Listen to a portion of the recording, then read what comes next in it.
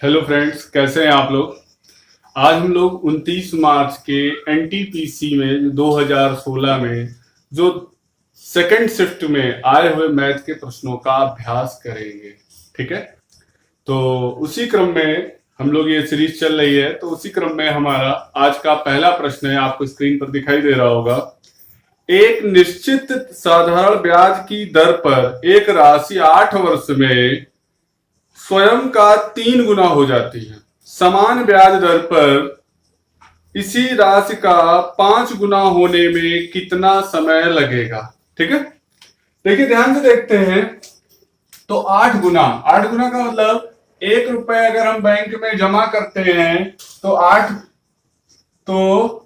3 गुना अर्थात 3 रुपए हो जाता है। कितने वर्षों में होता है? तो ये 3 गुना होता है आपका 8 वर्ष में। ये 8 वर्ष में जब होता है तो इसका मतलब 1 रुपए अगर आप बैंक में जमा करते हैं, 3 रुपए आपके हो जाते हैं, तो 2 रुपए आपके ब्याज के होते होंगे। क्लियर? अब अगर ये 2 रुपए ब्याज के आपको कितने समय में मिलते हैं? 8 साल में मिलते हैं। हमारे प्रश्न में पूछा गया है कि कितने समय में 5 गुना हो जाएगा। तो 5 गुना होने का मतलब अगर 1 रुपए हम जमा करें तो वो 5 रुपए हो जाए, और 5 रुपए होने का मतलब हमारे पास ब्याज कितना होना चाहिए? 4 रुपए का। तो अगर 2 रुपए वाला ब्याज 8 साल में हम बना पाते हैं तो 4 रुपए का ब्याज हम 16 वर्षों में बना पाएंगे। क्लियर है? बात समझ पा रहे हैं? यदि 16 upon A is equal to 1 upon under root 0.25 find the value of A. ठीक है, आइए इसे हल करते हैं। तो 16 upon A is equal to, ठीक है, यहां पर 1 अपॉन अंडर रूट 0.25। थोड़ा सा और सॉल्व कर दे तो 16 अपॉन ए इक्वल टू, देखिए 25 का वर्गमूल कितना होता है? 5। ये 2 अंकों के बाद यहां दशमलव लगाया, लेकिन जब वर्गमूल निकालेंगे तो जस्ट आधे अर्थात 1 अंक पे रह जाएगा। तो ये हो जाएगा 1 अपॉन 0.5। तिरछा गुणा कर लेंगे तो a बराबर 16 पंचे 80, 8.0 अर्थात a बराबर 8 हो जाएगा। एबीसी एक साझेदारी कंपनी में 1,20,393 रुपए का मुनाफा अर्जित करते हैं, जिसमें एबीसी में 5:3:1 में बांटा जाता है। बी को कितना हिस्सा मिलेगा? क्लियर है? 1,20,393 रुपए के लाभ को एबीसी में डिस्ट्रीब्यूट किया गया है। एबीसी में क्या अनुपात है उनका? तो उनका अनुपात है 5:3:1। हमसे प्रश्न में पूछा गया है कि बी का हिस्सा कितना होगा। क्लियर है भाई? तो हम क्या करेंगे, ये टोटल है, सबको जोड़ देंगे और ये हो जाएगा 9, भाग दे देंगे। तो 9 का भाग जब यहां देंगे तो ये आ जाएगा आपका 9 एकम 9, ये हो जाएगा आपका 3 30, 9 3 27, फिर 33, फिर 9 3 27 69, फिर 9 7 63 और फिर 9 7 63। ठीक है, हमसे बी का हिस्सा पूछा गया है तो हम क्या करेंगे, 13,377 में 3 का गुणा कर देंगे। गुणा करेंगे तो 3 7 21, 3 7 21 और 2 23, फिर 3 3 9 2 11, फिर 3 3 9 और 1 10, फिर 3 1 3 और 1 4। तो यहां पर जो बी का हिस्सा आएगा वो आ जाएगा 4,131। लिखा हुआ है 2 संख्याओं का महत्तम समाप्यवर्तक 24 है, इसका लघुत्तम समाप्यवर्तक एलसीएम निम्नलिखित में से कौन सा विकल्प हो सकता है? आपको 4 ऑप्शन दिखाई दे रहे हैं इसमें, और वो क्या लिखे हैं? देखिए एचसीएफ आपका 24 दिया गया है। अगर एचसीएफ 24 है तो 24 निम्नलिखित में से जिन संख्याओं से कट जाए वो सारे के सारे एलसीएम संभव है। ठीक है, 24 का भाग हम 118 में दें तो जरा भाग दे के देखिए 8 1, ये आपका नहीं कटने वाला 24 से। 24 केवल किससे कट रहा है? 144 से कट। 24 का 144 अर्थात 144 वो 2 संख्याओं का एलसीएम संभव है जिनका एचसीएफ 24 होगा। ठीक है, एक दुकानदार अपने सामान पर क्रय मूल्य से 25% अधिक अंकित करता है और अंकित मूल्य पर 25% की छूट दे देता है। क्लियर है? कुल लाभ या हानि कितने प्रतिशत हुए? एक बात ध्यान रखिए, जब किसी वस्तु पर एक निश्चित दर से मूल्य बढ़ाया जाए और फिर मूल्य घटाया जाए, ठीक है ना, अर्थात यहां पर सीधा सा फंडा होगा एक फॉर्मेट हम लोग पढ़ते हैं a plus b plus a b upon 100, ठीक है। ये हम लोग प्रतिशत में बहुत पढ़ते हैं, किताबों में ये फार्मूला बहुत अच्छे से दिया हुआ है। तो 25% की वृद्धि अर्थात धनात्मक, लेकिन 25% की कमी अर्थात ऋणात्मक, प्लस 25 गुणे माइनस का 25/100। आप इसे सॉल्व करेंगे तो ये आ जाएगा माइनस का 6.25%, अर्थात 6.25% की हानि होगी, क्लियर है। यदि एक समांतर चतुर्भुज एबीसीडी का क्षेत्रफल 25 वर्ग सेंटीमीटर है तो त्रिभुज बीसीडी का क्षेत्रफल ज्ञात करें। आइए देखते हैं। एक समांतर चतुर्भुज एबीसीडी, हमें समांतर चतुर्भुज की ओर जा रहे हैं, तो ए बी सी डी समांतर चतुर्भुज को इंग्लिश में पैरेललोग्राम बोलते हैं। पैरेललोग्राम वो संरचना है जिसके आमने सामने की भुजाएं बराबर हों, बस कोणों का कोई महत्व तो नहीं है यहाँ पर। अब अगर इनका क्षेत्रफल 25 है, इनका क्षेत्रफल कितना दिया गया है, तो इनका क्षेत्रफल अगर 25 वर्ग सेंटीमीटर दिया गया है, तो ध्यान रखिए प्रश्न में पूछा गया है कि बीसीडी का क्षेत्रफल, तो त्रिभुज है बीसीडी, ये आपका बीसीडी त्रिभुज होगा, तो ये जस्ट आधा हो जाएगा 25 का। तो ट्रायंगल आपका बीसीडी का क्षेत्रफल हो जाएगा 1/2 ऑफ 25, अर्थात 12.5 वर्ग सेंटीमीटर, क्लियर है। 250 मीटर लंबी रेलगाड़ी एक विद्युत के खंभे को 8 सेकंड में पार कर जाती है। यदि वह प्लेटफॉर्म को पार करने में 20 सेकंड ले तो प्लेटफॉर्म की लंबाई ज्ञात करें, ठीक है। 250 मीटर लंबी रेलगाड़ी विद्युत के चाल बराबर होता है दूरी बटे समय। यहां पर जब रेलगाड़ी विद्युत के खंभे को पार करेगी तो रेलगाड़ी की लंबाई दूरी बढ़ेगी, तो यहाँ पर रेलगाड़ी की चाल हो जाएगी 250 और कितनी देर में पार कर गई, 8 सेकंड में, क्लियर। तो 250 मीटर लंबी रेलगाड़ी प्लस प्लेटफॉर्म की लंबाई दूरी बनेगी। यहां पर जब रेलगाड़ी प्लेटफॉर्म को पार करेगी तो रेलगाड़ी की लंबाई प्लस प्लेटफॉर्म की लंबाई कितनी देर में पार कर गई, तो 20 सेकंड में पार कर गई, क्लियर है। आप इसे सॉल्व कर लीजिए, 4 दूनी 8, 4 से काट दीजिए, 5 से इधर गुणा हो जाएगा तो ये आपका हो जाएगा 1250, और इधर हो जाएगा 2 से गुणा तो ये हो जाएगा 500 प्लस 2p, तो 2p इक्वल टू हो जाएगा 1250 माइनस 500, तो 2p बराबर हो जाएगा 750, तो p का मान आ जाएगा 375, क्लियर है। तो प्लेटफॉर्म की लंबाई कितनी हो जाएगी, 375 मीटर। देखिए 4 की पावर 3 गुणे 6 की पावर 5 इक्वल टू 10 की power m, find the value of m। देखते हैं हम लोग, तो 4 की पावर 3 इंटू 5 की पावर 6 इक्वल टू 10 की पावर m। आप 4 को 2 की पावर 2 लिख लीजिए, तो ये 2 की पावर 2 हो गया और ये 3 हो गया, ये हो गया 5 की पावर 6 इक्वल टू 10 की पावर m। आप पावर पे पावर जब भी होती है तो आपस में उनका गुणा हो जाता है, तो ये हो जाएगा 2 की पावर 6 गुणे 5 की पावर 6 बराबर 10 की घात m। इनको गुणा कर लेंगे, अगर पावर सेम है तो आधार का ऑप्शन में गुणा हो सकता है, तो 10 की पावर 6 बराबर 10 की power m। Find the value of m is 6। तो यहाँ लिखा हुआ है यदि निम्नलिखित आंकड़ों का बहुलक 52 है तो x का मान ज्ञात करें, ठीक है। यहाँ पर बहुलक का मतलब एक ऐसी संख्या जो बार बार आए, ठीक है ना। यहाँ पर बहुलक 52 है तो इसका मतलब 52 बार बार आया होना चाहिए। आइए हम सवाल को देख ले, तो 52 एक बार मिला मुझे, फिर आगे बढ़े तो 2 बार मिला, अब तीसरी बार नहीं है, इसका मतलब अच्छा और देखते हैं क्यों 52 है। यहां पर थोड़ा नजर मारा तो देखिए 56 भी 2 बार है, तो अब ऐसे तो 52 भी 2 बार है और 56 भी 2 बार है, तो 52 और 56 दोनों 2 बार है। लेकिन हमारे प्रश्न में क्या कहा है कि 52 बहुलक है, तो इसका मतलब जो ये x-3 है इसकी संभावना भी है कि ये 52 ही होना चाहिए। तो x-3 इज इक्वल टू 52, तो x is equal to 52 plus 3, तो x इज इक्वल टू 55, अर्थात x का मान 55 होगा। आपको एक चार्ट सा दिखाई दे रहा होगा, ठीक है। इसमें चार्ट में लिखा है निम्नलिखित चार्ट कक्षा के छात्रों द्वारा खेलों को दर्शाता है। यदि 165 छात्र डी खेल खेलते हैं तो विद्यालय में छात्रों की कुल संख्या कितनी है। जरा गेम डी पर गौर करें, तो गेम डी हमारा 15% बता रहा है, ठीक है। इसका मतलब यह है कि अगर 15% आपके 165 के इक्वल है और विद्यालय में छात्रों की संख्या तो 100% होगी, तो 1 इक्वल टू हो जाएगा 165/15 एंड 100% इक्वल टू तो 165/15 इंटू 100, बिल्कुल यूनिटरी मेथड की तरीके सॉल्व कर दीजिए। 15 एकम 15, 15 एकम 15, फाइनली उत्तर आ जाएगा 1100।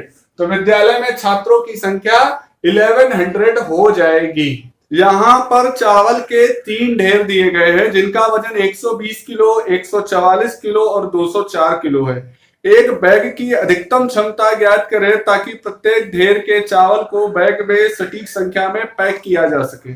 ठीक है, तो देखिए 120, 144 और 204, 120, 144 और 204।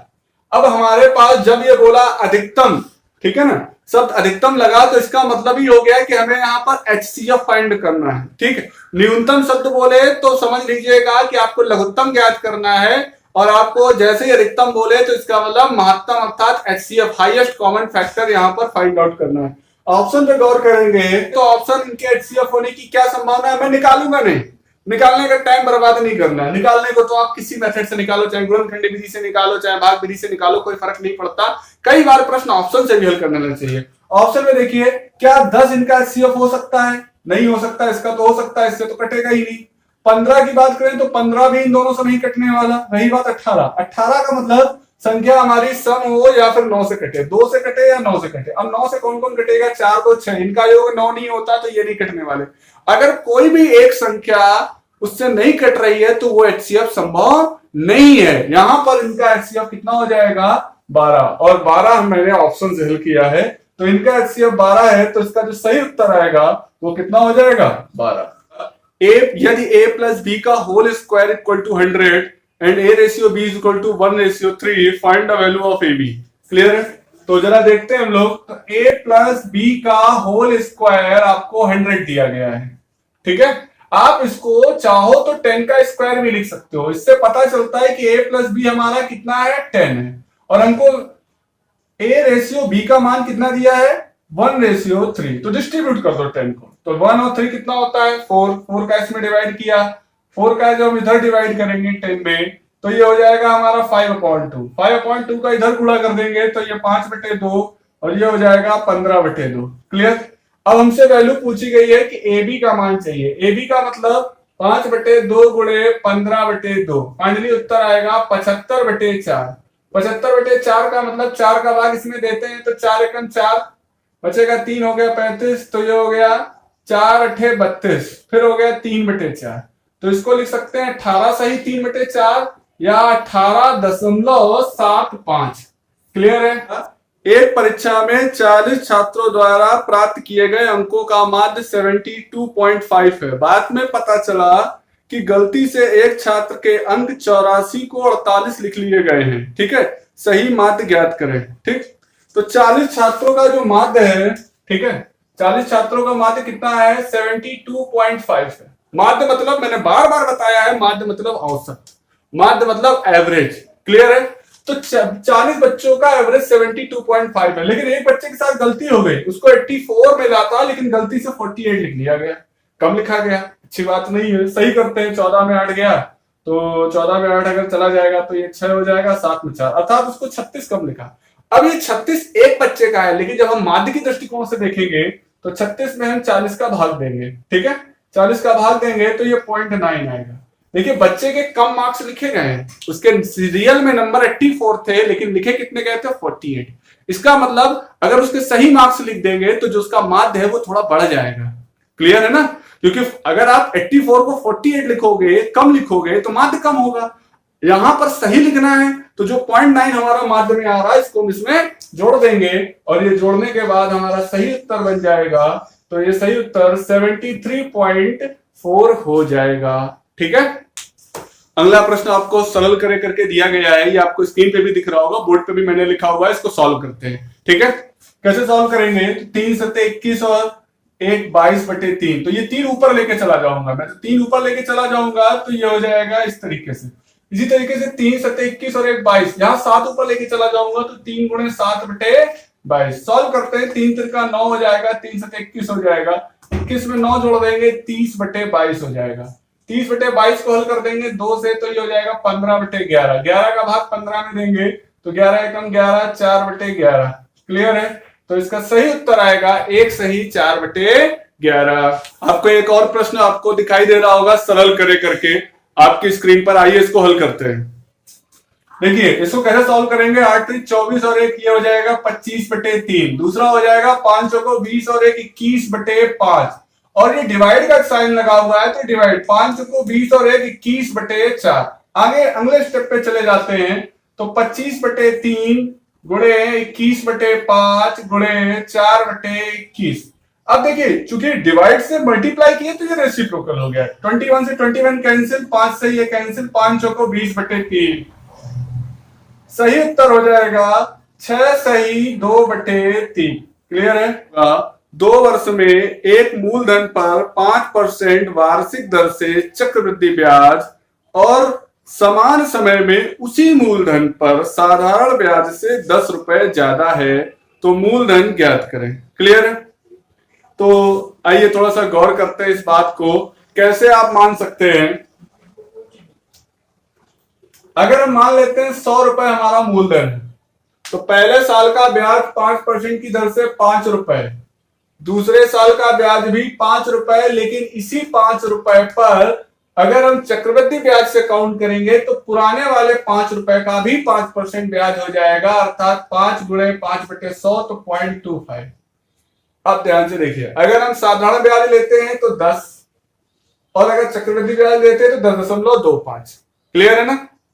तो इसका मतलब अगर हम यहां पर एसआई काउंट करें तो एसआई हमारा 10% है, लेकिन अगर हम सीआई काउंट करें तो सीआई हमारा 10.25% है। क्लियर है। क्योंकि इतना हिस्सा केवल एसआई के लिए है और ये पूरा हिस्सा सीआई के लिए है। तो सीआई और एसआई में अंतर कितने का है तो 0.25% का अंतर है। आप इसे सॉल्व कर दीजिए तो 2.5% हमारा रियल में कितने के बराबर है 10 के बराबर है। एक बराबर हो जाएगा 10/0.25 और आपको मूलधन 100 माना है तो 100 बराबर हो जाएगा 10/0.25 इंटू 100। पॉइंट हटाएंगे 2 जीरो और बढ़ा लेंगे 25 चौको 100। आपका सही उत्तर हो जाएगा 4000।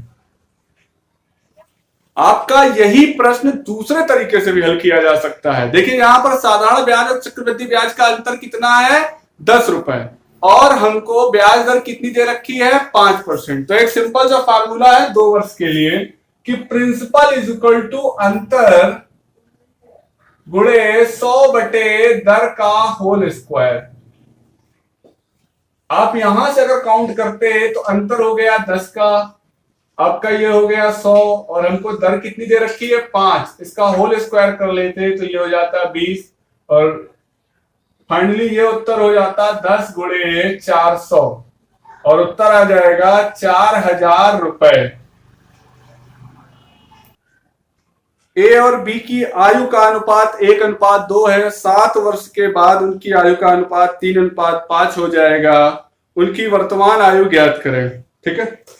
तो ए और बी की आयु का अनुपात 1:2 है। 7 वर्ष बाद इनकी आयु का अनुपात 3:5 हो जाएगा। ठीक है। सबसे पहला काम कभी भी एज का सवाल आए आपको ये चेक करना है कि ये आइडियल रेशियो है कि नहीं है। नहीं है तो बनाना है। पहले चेक करते हैं 1 और 2 का अंतर 1 और 3 और 5 का अंतर 2। ये अंतर बराबर होना चाहिए। अगर अंतर बराबर है तब तो ये आइडियल रेशियो है, अगर अंतर बराबर नहीं है तो ये आइडियल रेशियो नहीं है। इन्हें आइडियल बनाना पड़ेगा। कैसे बनेगा, इसका जो अंतर आया उसका गुणा इन दोनों में करके लिख लो तो ये हो गया 2 और ये 4 और जो इसका आया अंतर उसका इसमें गुणा कर लीजिए तो ये आपका 3 एकम 3 और 5 एकम 5 ही रह जाएगा। अब आप ऊपर के रेशियो भूल जाइए, नीचे रेशियो ध्यान रखिए। अर्थात आपकी ए की पहले एज 2 थी, 7 साल बाद 3 हो गई। अनुपात में कितना बढ़ गई 1। अगर अनुपात में 1 बढ़ गई है तो रियल में कितना बढ़ गई है 7 वर्ष। तो 1 बराबर 7 वर्ष तो 2 बराबर 14 वर्ष और 4 बराबर 28 वर्ष। तो ए और बी की आयु 14 वर्ष और 28 वर्ष होगी। समझ पा रहे बात को। आपको 22 सेंटीमीटर परिधि वाले एक वृत्ताकार क्षेत्र का क्षेत्रफल ज्ञात करें। देखिए जो बच्चे नए हैं अभी जुड़ रहे हैं उनको एक बात और बता दें, मेंसुरेशन के सेक्शन में इसको अलग से पढ़ाएंगे, लेकिन फिर भी समझ लीजिए कि एक सर्किल होता है, सर्किल का आउटर मोस्ट हिस्सा परिधि कहलाती है। क्या कहलाती है परिधि कहलाती है। इसी सर्किल में उसके केंद्र से परिधि के बीच की दूरी को हम क्या कहते हैं? त्रिज्या कहते हैं। और यही त्रिज्या अगर पीछे तक चली जाए तो इसको पूरे को हम क्या बोलते हैं? इसको पूरे को बोलते हैं हम लोग व्यास। ठीक है। यूनिवर्सल लेवल पर एक शब्द है पाई। अच्छा, पाई बना कैसे? पाई को ऐसे काट दीजिए तो ये उसको फिर इसके बाद उल्टा दीजिए इसको, तो ये ऐसे बन जाएगा। तो पाई का मान कितना होता है? 22/7। ये 22 और 7 क्या है? प्रैक्टिकली सोचे तो 22 और 7 क्या है? कहां से आए? क्या है? तो ये आपके परिधि और व्यास का एक यूनिवर्सल अनुपात है। क्या है? तो परिधि और व्यास का यूनिवर्सल अनुपात है। क्लियर है? ये बात समझ पा रहे हैं? जब आपको पढ़ाऊंगा मैं मेंसुरेशन तो चीजें और अच्छे से क्लियर होंगी, लेकिन फिलहाल अभी इतना ही समझिए। फॉर्मूले के अकॉर्डिंग अगर हम परिधि की बात करें तो परिधि बराबर होता है 2πr और क्षेत्रफल बराबर होता है πr²। ठीक है। अब आप देखिए इसको, सबसे पहले परिधि उसने दे रखी है 22, तो 2πr, यहां पाई का मान 22/7 रख लीजिए, इंटू r बराबर 22। सॉल्व करते हैं तो 22 से 22 कट गया, r का मान 7/2। अब हमसे क्षेत्रफल पूछा है तो क्षेत्रफल का मान होता है πr²। कैसे रखेंगे? तो 22/7 गुणे 7/2 जो त्रिज्या दे रखी है उसी को अप्लाई कर लिया। फाइनली देखिए कैसे सॉल्व हो सकता है। ये 7 यहां से कट गया, ये इधर कट गया। ठीक है। फाइनली उत्तर हो गया 77/2। आगे सॉल्व कर देंगे तो ये 2 3 6, 2 8 16, 2 5 10, 38.5 वर्ग सेंटीमीटर। 50 आदमी एक काम को 20 दिनों में समाप्त कर सकते हैं, तो 18 आदमियों को यह काम करने में कितना समय लगेगा? ठीक है। आपको हमने पढ़ाया हुआ है ये formula m1d1 h1/w1 = m2d2 h2/w2। यहां पर जो प्रश्न है, प्रश्न कह रहा है कि 50 आदमी एक काम 20 दिन में समाप्त कर सकते हैं, और पूछा गया है कि यही काम 18 आदमी कितने दिनों में करेंगे। देखिए हमको आवर नहीं दिया, वर्क नहीं दिया, मैंने नहीं लिखा। आगे बात करते हैं, सॉल्व करते हैं इसको। तो ये हो जाएगा d = ये आपका हो जाएगा 1000/18। आगे और सॉल्व करेंगे तो 500/9। 9 का भाग दे देंगे तो 9 पाना 45, 9 पाना 45, 55 सही 5/9 दिनों में वह यह काम समाप्त कर देगा। अगला प्रश्न है सरल करें। आपको स्क्रीन पर दिखाई दे रहा होगा, ये थोड़ा सा घात का प्रश्न है। घातों में ध्यान रखना है कि अगर आधार सेम है और गुणे का निशान है तो घातें जुड़ जाती हैं, और अगर आधार सेम है भाग का निशान है तो घातें घट जाती हैं। ठीक है। आइए इस सवाल में देखते हैं। तो गुणे का निशान है तो घातें जुड़ेगी, तो a की पावर 6 में -4 जोड़ेंगे तो भैया -4 रहेगा, उसमें हम कुछ कर नहीं सकते। लेकिन डिवाइड की वजह से ही 3 घटेगा, तो फाइनली ये उत्तर हो जाएगा a की पावर -1, और इसको लिख सकते हैं 1/a। ठीक है। एक प्रश्न आपको दिखाई दे रहा होगा, प्रश्न नंबर 124 से 126। 3 प्रश्न आपको इसमें हल करने हैं। निम्नलिखित जानकारियों का अध्ययन करें और नीचे दिए गए प्रश्नों के उत्तर दें। पहला, सबसे इसी में आगे लिखा है कि 40 विद्यार्थियों की कक्षा में 24 विद्यार्थी खो खो, 20 विद्यार्थी कबड्डी और 38 विद्यार्थी दोनों में कोई एक खेल जरूर खेलते हैं। मतलब दोनों भी खेल सकते हैं, लेकिन एक एटलीस्ट जरूर खेलते हैं। ठीक है। तो पहला प्रश्न है 124 नंबर में, आपको दिखाई दे रहा होगा, कितने विद्यार्थी दोनों खेल खेलते हैं। ठीक है। तो खो खो खेलने वाले 24 बच्चे, कबड्डी खेलने वाले 20 बच्चे। अगर हम इनको काउंट करें तो ये आता है 44। लेकिन भाई मेरे यहाँ पर सवाल में बताया गया कि केवल 38 ही लोग हैं, तो इसका मतलब कुछ लोग ऐसे हैं जो कबड्डी में भी काउंट हो गए और खो खो में भी काउंट हो गए, जबकि हैं कितने 38। दोनों बार गिनने की वजह से कितने हो गए 44। तो 44 से 38 माइनस कर देंगे, अर्थात 6 विद्यार्थी ऐसे हैं जो दोनों खेल खेलते हैं। ठीक है। 6 विद्यार्थी कैसे हैं जो दोनों खेल खेलते हैं। कि कितने विद्यार्थी कबड्डी नहीं खेलते हैं। कभी भी ऐसा सवाल आए कबड्डी नहीं खेलते तो कुल विद्यार्थी उठा लीजिए और उसमें से कबड्डी खेलने वालों को घटा दीजिए। तो कबड्डी खेलने वाले 20 लोग घट गए, तो कितने बचे 20 लोग, अर्थात 20 लोग कबड्डी नहीं खेलते हैं। कितने विद्यार्थी कोई भी खेल नहीं खेलते हैं। तो कोई भी खेल ना खेलने वालों में देखिए 40 विद्यार्थी टोटल और 38 ही खेलते हैं, अर्थात 2 विद्यार्थी ये खेल नहीं खेलते हैं। तो दो विद्यार्थी कैसे हैं जो कोई खेल नहीं खेलते हैं। मैं आपको एक बात और बता दूं, ये सवाल मुझे पिछले प्रत्येक सेट में मिल रहा है। आप देखेंगे इसके पहले वाले सेट में भी एक ऐसा सवाल था। तो ये सवालों का क्रम है कि ऐसे सवाल आपसे हर सेट में लगातार पूछे गए हैं। ठीक है, एक मीनार के आधार से 20 मीटर की दूरी पर स्थित बिंदु से मीनार की चोटी का उन्नयन कोण 60 अंश है। मीनार की ऊंचाई का पता लगाएं। क्लियर है। आपको मैं बता दूं, जब हाइट एंड डिस्टेंस में कभी भी ऐसा सवाल आ जाए, देखिए दो चित्र बनते हैं। एक बनता है जब 45 डिग्री हो, 45 डिग्री ये है, 90 डिग्री ये बन जाएगा, तो 45 डिग्री ये बन जाएगा। तो 45 में ये दोनों साइड्स इक्वल हो जाएंगी, तब भुजाओं का अनुपात 1:1 और ये हो जाता है √2। दूसरी कंडीशन, अगर कभी भी ऐसी स्थिति बने कि एक ये 90 बनता है और ये वाला अगर 60 बन गया और ये वाला 30 बन गया, तो इसमें जो छोटी भुजा, जो आपका ये आपका जो 60 डिग्री वाला कोण है, बड़ा कोण है, इससे जो जुड़ी हुई भुजा है वो छोटी होगी, और जो 30 डिग्री वाला कोण है इससे जुड़ी हुई भुजा बड़ी होगी। तो छोटी भुजा 1, बड़ी भुजा √3, और इनके बीच में जो रेशियो बनेगा वो 1 √3 और 2 का बन जाएगा। क्लियर है। अब आपके सवाल में जो प्रश्न दिया गया है उसको जरा ध्यान से देख लीजिए। प्रश्न में कहा गया है, आपके सवाल में जो प्रश्न दिया गया है उसको जरा ध्यान से देखिए। प्रश्न में कहा गया एक मीनार है, वो अपने पाद से 20 मीटर की दूरी पर 60 डिग्री का कोण बना रही है। तो 60 डिग्री का कोण बना रही है, अर्थात यहाँ 30 डिग्री बना रही होगी। अभी मैंने आपको बताया कि अगर 30 डिग्री है तो वो ज्यादा बड़ी होगी और जिससे √3 गुना होगी, अर्थात ये 20 है तो ये हो जाएगी 20 √3 मीटर। अब हम अपने ऑप्शन पे गौर करें तो यहाँ √3 का मान रख दिया हम लोगों ने, तो 1.73 ये होता है √3 का मान 1.73। तो जब मैंने इसको रख लिया तो ये आपका उत्तर हो जाएगा 0, 3 दूनी 6, 17 दूनी 34। आपका उत्तर आ जाएगा 34.60 सेंटीमीटर, अर्थात मीनार की ऊंचाई इतनी होगी। एक सीढ़ी एक इमारत के सहारे खड़ी है। सीढ़ी का आधार इमारत से 6 मीटर की दूरी दूर है। सीढ़ी इमारत पर 14 मीटर ऊंचाई तक पहुंचती है। तो सीढ़ी की लंबाई का पता लगाएं। ठीक है, तो देखिए एक सीढ़ी है, 14 मीटर ऊंचाई तक पहुंचती है और 6 मीटर दूर खड़ी है। सीढ़ी का पता लगाना है।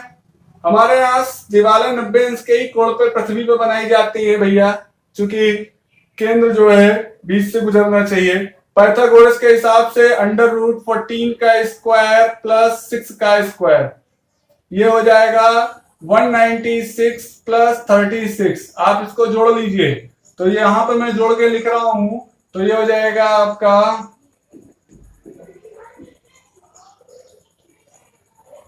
232। इसको आप लिख सकते हैं, अगर आप थोड़ा सा तोड़ दें तो 2 × 2 × 58। फाइनली इसका उत्तर हो जाएगा 2√58। क्लियर है। एक रेलगाड़ी 160 किलोमीटर प्रति घंटे की गति से चल रही है और इसकी लंबाई 180 मीटर है। रेलगाड़ी द्वारा एक खंबे को पार करने में लगने वाला समय ज्ञात करें। बिल्कुल साधारण सी बात है, रेलगाड़ी जब कभी भी खंबे को पार करती है तो वहां पर दूरी स्वयं रेलगाड़ी की लंबाई होती है। रेलगाड़ी की चाल दे रखी है 160 किलोमीटर प्रति घंटा, ठीक है, और यहाँ पर रेलगाड़ी की लंबाई कितनी दे रखी है 180 मीटर। तो सबसे पहले गुना यही हो गया कि ये किलोमीटर में है, ये मीटर में है। इसको सही करेंगे तो ये हो जाएगा 5/18। अब इसको आगे सॉल्व कर लेंगे तो ये हो जाएगा 9, ये हो जाएगा 8, फिर ये हो जाएगा 4, ये हो जाएगा 9। आगे इसको सॉल्व करेंगे तो t = 81/20 और इसको सॉल्व हो जाएगा t = 2 4 जा, फिर ये जाएगा इस तरीके से, तो ये हो जाएगा 4.05 सेकेंड। क्लियर है। तो खंबे को पार करने में कितना टाइम लगेगा 4.05 सेकेंड। ए 3480 रुपए की साइकिल बेचकर 20% का लाभ कमाता है, क्रय मूल्य ज्ञात करें। क्लियर है। तो 3480 रुपए की साइकिल बेची और आपने 20% का लाभ कमाया, अर्थात ये अपने आप में 120% है। आपको क्रय मूल्य चाहिए, मतलब मल्टीप्लाई 100% आपको निकालना है। कैसे निकालेंगे, ये और ये कैंसिल हो जाएगा, 12 से इसको काट देंगे तो 12 दूनी 24, 10, 12 9 108। फाइनली क्रय मूल्य हो जाएगा 2900 रुपए। ए एक काम 40 दिनों में करता है, बी वही काम 30 दिनों में समाप्त करता है। दोनों मिलकर ये काम कितने समय में करेंगे?